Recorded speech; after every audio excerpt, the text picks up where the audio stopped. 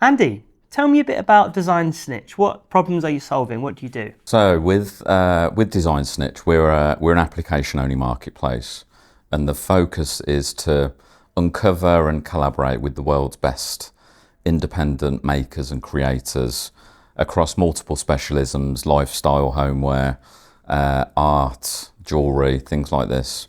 But importantly, we work with those independent makers on an exclusive level. It's extremely hard to uncover brands now as a consumer, and I think consumers are going more towards the exclusive, hard to get, limited run type kind of products. And it's on the flip side, it's very difficult for independent brands to stand out in the noisy world of online shopping and discovery. So DesignSnitch is going to be and is a destination for exclusive products. Yeah. I noticed on your website all the products are they're really beautiful. Do you curate and kind of have a sort of gated system as to who's allowed to come onto DesignSnitch? Yeah, it's quite hard to get on, Right. and that will continue for very good reason. And it is hard to say no to brands, but we have got to really keep a close eye on that curated aspect. We've got around about a 10% application approval at the moment. Pre-launch, we received about 400 odd applications from brands all over the UK and EU. And I suppose from a vetting perspective, we want to kind of explore different materials and manufacture. So it's not just handmade and hand carved. It's quite a breadth of how things are made in a sense. But in terms of taste, quite a broad spectrum there, nothing too niche, but at the end of the day, this is beautifully designed products and well made. Yeah. So we're here in the London office. You're doing a talk tonight at the London Developer Meetup for Stripe. Yeah. Can you? Your talk title is "Why I Moved Products Within Stripe," correct? Something like this. Yeah. So we're going to be post our first raise. We're going to be still staying with Stripe, obviously, but we're going to be kind of working with another platform that sits on top of Stripe to offer.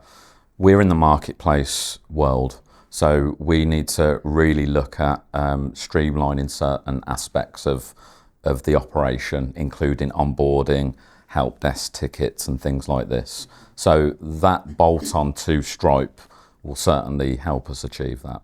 So what Stripe product have you been using currently, and what are you migrating towards? So we currently use Stripe Connect, and that works with our marketplace. When a product is sold, a commission is then taken from that product. So not the whole value of the product.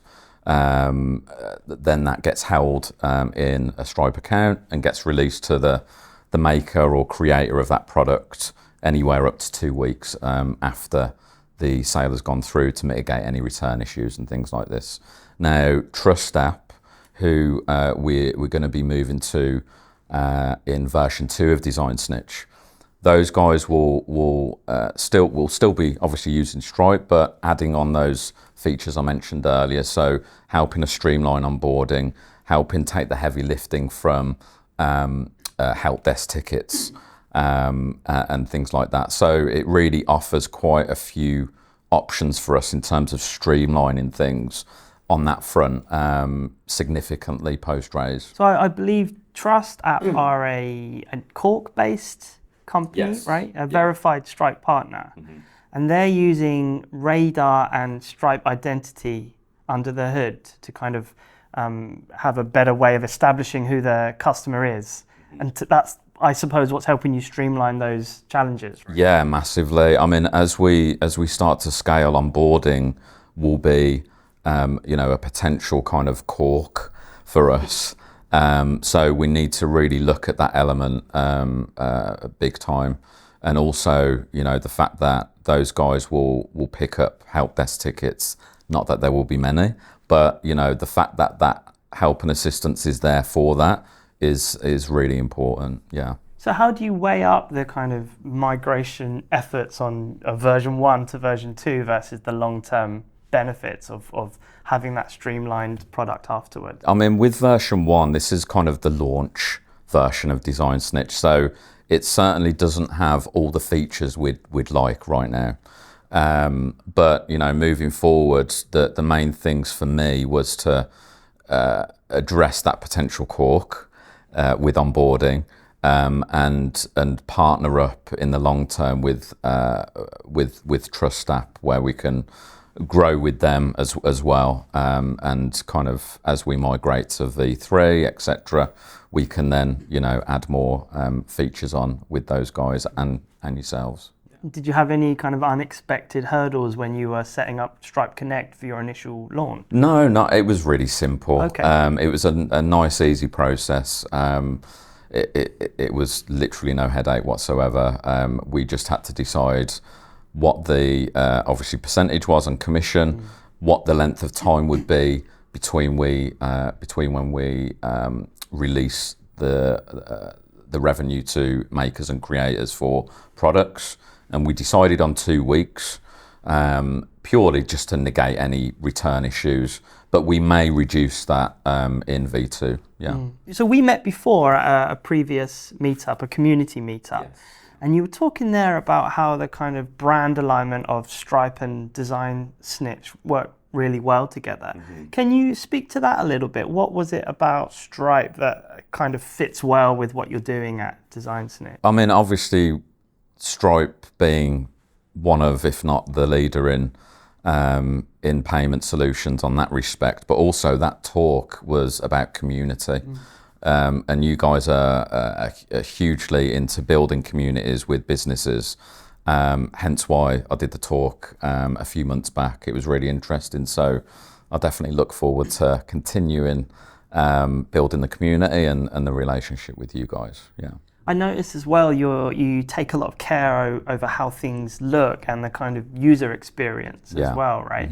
I was able to have a chat recently with a lady called Katie Dill, who's the head of design at Stripe. And she was saying how at Stripe they want every choice, whether it's a user journey or the way something looks, to be really intentional about how it looks and feels. Yeah. Is that something that resonates with you? 100%. Yeah, I could not agree more. The overthinking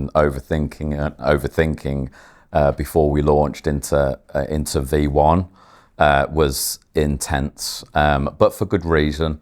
I think those small 1% changes that you make do add up to the end user for sure, especially in our world of design and craftsmanship. We can't launch anything but that. Really, there's no compromise there. So I couldn't agree more with that. Yeah, for sure. So were you a designer or product designer by trade before founding? Absolutely not. Oh, no, really? No, Okay. I have zero credentials in this world. But I've always had an affinity and a love for it. I've got experience within startups. Previously, worked with Tesla when they launched in the UK, and also another platform called Sift, which then got later bought out by Indeed.com. And those guys were the first on-demand staffing app around. So once I left there, I always had the itch to start this. This actually started out as an art-only platform about 6 years ago, where we were going to work with artists to create a marketplace where you could buy work exclusively on there. But I sat back from that idea. I thought there's a bigger reach that could be used within that model, but across multiple categories. So yeah. As a startup founder in the UK, what's some of the things that excite you? What's some of the challenges of creating a startup in the UK? Oh, I mean, there's many. Yeah. There's too many to list, I think. I mean, marketplaces inherently are very difficult because you've got essentially two businesses trying to get up off the ground at the same time. You can't have one without the other. The old chicken and egg line with marketplaces is very true. But certainly the egg part of that is signing up brands is actually something we do really well. So it's definitely early stages for us yet. but I suppose in terms of starting up in the UK and this world we're in and the consumer movement to more exclusive products, I think we've got a real, timing wise for us, is really good timing. There's a big kind of move away on the consumer side from mass market products and products that are available in many different locations. People are going more away from that direction, wanting to buy more independent. And I think that's really important, and then that kind of follows on to the sheer number of independent brands out there which are finding it hard to get discovered, but also brands that already have great products but have only one channel, their own channel, to sell products through. So by being kind of, I suppose, a partner with DesignSnitch, they have a true extension in their brand's reach in a sense, because it sits totally separate from what they're already doing, but brings them more eyes for sure. So we're eliminating both sides of it in a way. So where can people go to learn more and maybe get onboarded with DesignSnitch? So if you head over to designsnitch.com, if you're a maker or a creator, you can apply to be part of the platform. We're going to be opening applications on our kind of second cohort, if you want to call it that, in about 6 to 8 weeks' time. And then if you're a consumer looking for great art and design, we're on designsnitch.com. We've got around about 120 products so far. We're very recently launched, around about 6 months roughly, and we're heading into our pre-seed round very soon. Yeah. Awesome. Well, I'm looking forward to your talk tonight. Thanks very much for coming in, having a chat. Thank you very much, Ben. Appreciate it.